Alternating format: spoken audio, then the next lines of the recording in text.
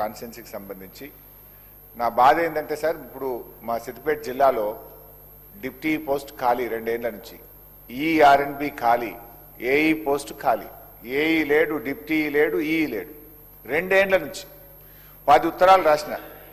అది ఏమి దయచేసి ఆ పోస్టులు ఫిలప్ చేయాలనేది మొదటి రిక్వెస్ట్.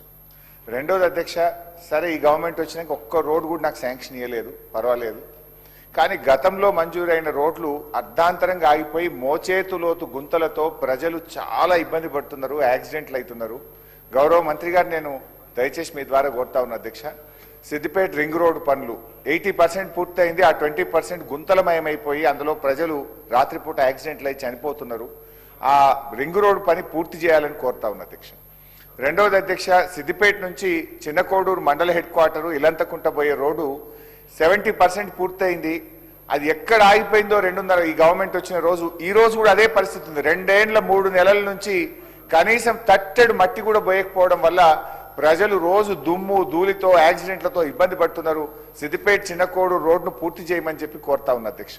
అట్లా సిఆర్ఎఫ్ లో ఒకటి ముండ్రాయి అంక్షాపూర్ రోడ్ శాంక్షన్ అయింది, అప్పుడు వెట్ మిక్స్ అయింది. ఫైనల్ లేయర్ బీటీ కోటు 2 సంవత్సరాల 3 నెలల నుంచి ఆ CRF road Mundrai Ankshapur road పనులు కూడా అయిపోయినాయి. దయచేసి దాన్ని పూర్తి చేయమని. అనేక బీటీ రెన్యువల్స్, ఆర్ఎన్బి రోడ్స్ అంటేనే ఒక స్టాండర్డ్ ఉంటుంది సార్. ఇవాళ అనేక రోడ్లు ఆర్ఎన్బి రోడ్లు రాష్ట్రంలో అట్లే ఉంది, సిద్దిపేటలో కూడా మోచేతులోతు గుంతలు ఉన్నాయి. మీరు హ్యామ్ రోడ్లు అంటున్నారు. హ్యామ్ రోడ్లు ఎప్పుడు చేస్తారో చేయండి, కానీ ఉన్న రోడ్లనన్నా కనీసం బీటీ రెన్యువల్ చేసి వాటిని ఉన్న రోడ్లనన్నా పబ్లిక్ కు మరి ప్రయాణించే విధంగా అనుకూలంగా మార్చాలని మీ ద్వారా గౌరవ మంత్రి గారిని కోరుతున్నాను. డాక్టర్ పాల్వాయి హరీష్ బాబు గారు. సార్, ఆర్ఎన్బి రోడ్లకు సంబంధించిన అనుబంధ ప్రశ్న అడగడానికి అవకాశం ఇచ్చిన అధ్యక్షుల వారికి ధన్యవాదాలు. సిరిపూర్ నియోజకవర్గం కుమ్రమి మాసిఫాబాద్ జిల్లా ఉత్తర తెలంగాణ ప్రాంతంలో చాలా వెనుకబడ్డ ప్రాంతం అధ్యక్ష. మా ఆర్ఎన్బి రోడ్లు పూర్తిగా ఛిద్రమైపోయినాయి అధ్యక్ష. మెయింటెనెన్స్ లేదు, చాలా ఇబ్బందులు పడుతున్నాం. గుంతలు పడి చాలామంది యాక్సిడెంట్స్ అయ్యి చనిపోయిన సందర్భాలు కూడా ఉన్నాయి. ఈ చనిపోయిన వాళ్ళ బంధువులు అటు పోలీసుల మీద ఇటు రోడ్ సేఫ్టీ అధికారుల మీద ఆర్ఎన్బి వారి మీద కేసులు పెట్టి వాళ్ళని ఇబ్బంది పెడతా ఉంటే మళ్ళీ మేము ఇద్దరికి మధ్యలో కూర్చోబెట్టి కాంప్రమైజ్ చేయించాల్సిన పరిస్థితి. ఇటువంటి దారుణమైన పరిస్థితి ఉంది. ఆర్టీరియల్ రోడ్స్, నేను ఒక్కటే స్పెసిఫిక్ రోడ్డు నేను మంత్రి గారిని అడుగుతా, ఎందుకంటే ఇది చాలా ఇంపార్టెంట్. 2 మండలాలను కనెక్ట్ చేసే పెంచుకల్పేట్ సలుగుపల్లి 15 కిలోమీటర్ల ఆర్టీరియల్ రోడ్డు. అది పూర్తిగా ఫారెస్ట్ ఏరియా నుంచి పోతుంది. 15 కిలోమీటర్లు సింగిల్ బీటీ ఉన్నది అధ్యక్ష.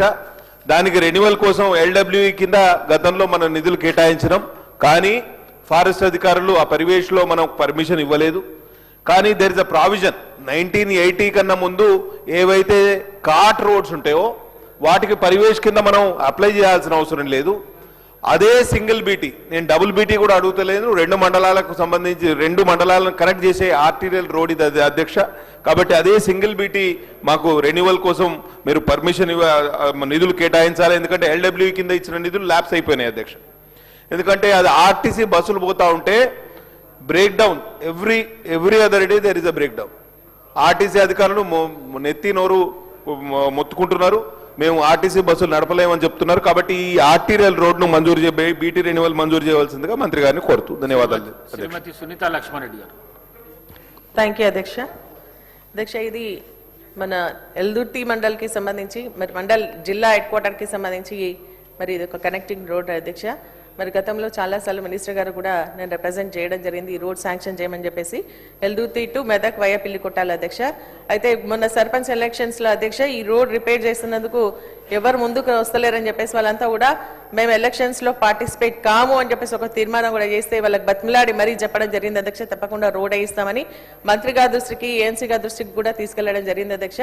దీనిపైన ఆల్రెడీ 18 crores శాంక్షన్ ఉంది అధ్యక్ష. కానీ ఈ కాంట్రాక్టర్ ఏంటంటే మీరు బిల్స్ ఇప్పిస్తే మేము పని చేస్తాం, లేకుంటే పని చేయమని చెప్పేసి పని చేయకపోవడం వల్ల అది హ్యామ్ ప్రాజెక్ట్ లో రావట్లేదు. ఇప్పుడు ఉన్నటువంటి రిపేర్స్ లో ఉన్నటువంటి అమౌంట్ కూడా యూటిలిటీ లేకుండా పోతా ఉంది. కాబట్టి ఈ యొక్క రోడ్ను ఇమీడియట్ గా డబుల్ రోడ్ గా మార్చాలి, అక్కడ ఉన్నటువంటి ప్రజలకు ఇబ్బందుల్ని మరి తీర్చాలని చెప్పేసి మీ ద్వారా మంత్రి గారిని కోరుతూ, ఇది ఏంటంటే ఇది 3 జిల్లాలకు సంబంధించింది అధ్యక్ష. ఇది సంగారెడ్డి, మెదక్, అదేవిధంగా హైదరాబాద్కు సంబంధించినటువంటి కనెక్టివిటీ రోడ్డు పెద్ద రోడ్డు కాబట్టి ఇది చేయాలని, అదేవిధంగా నర్సాపూర్కు సంబంధించి మరి మెదక్ వరకు కూడా అధ్యక్ష ఇది 3 లేన్ రోడ్ ఉంది అధ్యక్ష. కనీసం రోజు చూసుకుంటే 2 నుంచి 3 యాక్సిడెంట్స్ జరుగుతా ఉన్నాయి, మరి ప్రాణాలన్నీ కూడా పోతా ఉన్నాయి అధ్యక్ష. దీన్ని 3 లేన్ నుంచి 4 లేన్ రోడ్డుగా మార్చాలని మీ ద్వారా మరి గౌరవ మంత్రి గారిని కోరుతా ఉన్నాను అధ్యక్ష. Thank you. మనోహర్ రెడ్డి గారు. అధ్యక్ష, మొట్టమొదటిగా నాకు మాట్లాడడానికి అవకాశం ఇచ్చినందుకు ధన్యవాదాలు తెలుపుకుంటూ, ఈరోజు అధ్యక్ష మీకు కూడా తెలుసు మన తాండూరు ఏరియాలో బైపాస్ రోడ్ అని అధ్యక్ష, అప్పుడు మీరు మంత్రిగా ఉన్నప్పుడు శాంక్షన్ ఇచ్చినటువంటి రోడ్డు ఇప్పటికీ అధికారులకు కూడా ఇప్పటికి చెప్పడం జరిగింది అధ్యక్ష. చిన్న ఏమైతుంది అధ్యక్ష, అక్కడ ఎలక్ట్రికల్ హైటెన్షన్ వైర్ ఉంది, దాని షిఫ్టింగ్ కోసం ఇప్పటికీ అధికారులకు ఎప్పటికో చాలాసార్లు విన్నవించుకోవడం జరిగింది. వాళ్ళ కమ్యూనికేషన్ గ్యాప్ వల్ల రోడ్ ఇప్పటికీ అదే విధంగా జరుగుతూ ఉన్నది. అదే కాకుండా ఇంకొక రోడ్ అధ్యక్ష, తాండూరు నుంచి కోట్పల్లిలో ఒక రోడ్డు నడుస్తూ ఉన్నది, అది కూడా ఎలక్ట్రికల్ సంబంధించింది, వీళ్ళకి సంబంధించింది. ఇద్దరి డిపార్ట్మెంట్లో సమన్వయం లేకుండా కాంట్రాక్టర్ని అడిగితే ఆ ఎలక్ట్రికల్ పోల్స్ తీసేయాలంటాడు అధ్యక్ష. వీళ్ళని అడిగిన కూడా అది ఎలక్ట్రికల్ వాళ్ళకి సంబంధం అంటారు. దయచేసి ఇద్దరిని సమన్వయం చేసుకొని మీ ద్వారా గౌరవ మంత్రి గారికి వినియోగించుకుంటున్న అధ్యక్ష, వాళ్ళిద్దరిని సమన్వయం చేపించి ఆ ఎంబడి దీపియాలని చెప్పి కోరుకుంటూ, ఇంకొకటి అధ్యక్ష, మనం కూడా గౌరవ నితిన్ గడ్కరీ గారి దగ్గర కూడా పోయింటాం అధ్యక్ష, మనం ఇంత కూడా పోయి కూడా కలిసినాము. ఎన్హెచ్ ఇప్పుడు మన దగ్గర ఏదైతే కోడంగల్ నుంచి చించోలి వరకు నడుస్తూ ఉన్నది అధ్యక్ష, కాంట్రాక్టర్ చాలా మటుకు డీలా చేస్తూ ఉన్నాడు. వర్క్స్ ఆపి చాలా ఆ రోడ్లో తిరిగినటువంటి ప్రజలకు చాలా ఇబ్బందికరంగా ఉన్నది. మొత్తము రోడ్ అంతా కూడా ఇది చేసుకొని మట్టి పోసి పిల్లలకు స్కూల్ పిల్లలకు కానీ పోవడానికి ఆ రోడ్ పోవడానికి బాగా ఇబ్బందికరంగా అయితే ఉంది.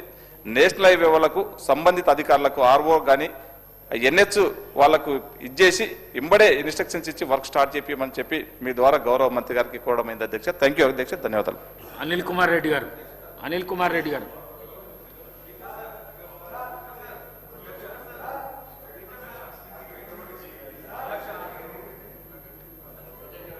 అధ్యక్ష, ఇంకో నెక్స్ట్ భువనగిరి చిట్యాల రోడ్లు అడిగింటి అధ్యక్ష, ఇంకో ప్రశ్నలో ఉన్నది, వీరేశం గారి ప్రశ్నలో ఉంది అధ్యక్ష. గౌరవ మంత్రి గారు. గౌరవ మంత్రి గారు. అన్ని సార్, ముందుగా మన గౌరవనీయులు జనగామ శాసనసభ్యులు పల్లా రాజేశ్వరరెడ్డి గారు ప్రశ్న వారిది కాబట్టి వారితోని స్టార్ట్ చేస్తూ మిగిలిన వారందరికి సంబంధించిన సమస్యలు కూడా చెప్పడం జరుగుతుంది. ముఖ్యంగా జనగామ కాన్స్టిట్యున్సీలో మధ్యలో ఫ్లడ్స్తో బాగా డ్యామ్ అయిన మాట వాస్తవం. గతంలో నేను 23 డిసెంబర్ 23 కంటే ముందు అక్కడ పార్లమెంట్ సభ్యులుగా కూడా ఉన్నాను కాబట్టి ప్రతి గ్రామం గురించి తెలుసు. అంతకుముందు 10 సంవత్సరాలు టీఆర్ఎస్ శాసనసభ్యుడు ఉన్నా కానీ చాలా గ్రామాలలో ఎక్కడ బీటీ రోడ్లు నాకు కనిపించలే. 5 ఏళ్ళు నేను క్రిటిసైజ్ చేస్తలేను, దాని పక్కకే ఆనుకోనున్న సిద్దిపేట పోతే మాత్రం అన్ని గ్రామాలలో డబుల్ రోడ్డు కనబడేది. ఇదేం బాబు జనగామ మోగనే మా హరీశన వేరే మాట్లాడుతున్నావు, అందుకే నేను చెప్తుండే అరే నీ జనగామ పోతే మట్టి రోడ్లు, పక్కకు పోతే సిద్దిపేట పోతేనేమో డబల్ రోడ్లు, ఇదేదో నాకు అర్థం కాలే. అప్పుడు కూడా నేను చాలాసార్లు లేఖలు రాసిన. సరే అయిపోయిన దాని గురించి అవసరం లేదు కానీ అప్పుడు సీనియర్ మినిస్టర్ కాబట్టి సిద్దిపేటలో బాగా రోడ్లు వేసుకోను, జనగామలో మాత్రం చాలా రోడ్లు మట్టి రోడ్లుగా ఉన్నాయి. మేము ఉన్నప్పుడు పిఎంజిఎస్ఏ వర్క్లా నేనున్నప్పుడు దాదాపు 120 కోట్లు పిఎంజిఎస్ఏ కింద ఫౌండేషన్తో వేసి ఆ పనులు కూడా నేను పూర్తి చేయించడం జరిగింది. ఈరోజు గౌరవ శాసనసభ్యులు చెప్పినట్టు మన వర్షాలకు బాగా డ్యామేజ్ అయినాయి. అందులో గానుగపాడు చౌడవరం బ్రిడ్జిలు మొత్తం పోయినప్పుడు అది పంచాయతీరాజ్ డిపార్ట్మెంట్ అయినా ఆర్ఎండ్బికి వెళ్ళి టేక్ ఓవర్ చేసి ఇమీడియట్గా రిపేర్ చేసి 4 రోజులనే మళ్ళీ బస్సెస్ నడిపేటట్టు చేయడం జరిగింది. మెయిన్ ఏంటంటే వర్షాలు మహబూబాబాద్ జనగాం పక్కకే ఉన్న డోర్నకల్ ఈ 3-4 ప్రాంతాల్లో బాగా డ్యామేజ్ అయినాయి రోడ్స్. దానికి సంబంధించి దీన్ని శాశ్వతంగా చేయాలని చెప్పే మేము చేపట్టిన హ్యామ్ రోడ్స్ దాదాపు 15-16 వేల కోట్లు పంచాయతీరాజ్, 13,000 కోట్లు ఆర్ఎండ్బితో పర్మనెంట్ సొల్యూషన్ నాదొకటే నా నమ్మకం ఏంటంటే ప్రతి గ్రామం రహదారులతో కలిసేలా చేయడం మా లక్ష్యం. పేదవాడి ఇంటి ముందు రహదారి పడితేనే అది నిజమైన అభివృద్ధి. అలాగే గ్రామం నుంచి మండలానికి బీటీ రోడ్ ఉండాలి. అది సింగిల్ రోడ్ అయినా సరే మన మండలానికి వెళ్ళి జిల్లా కేంద్రానికి డబుల్ రోడ్ ఉండాలి.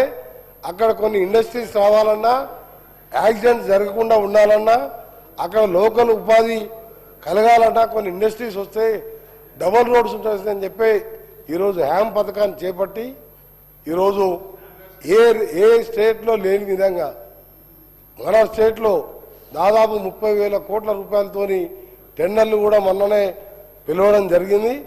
టెక్నికల్ బిడ్స్ ఓపెన్ చేసి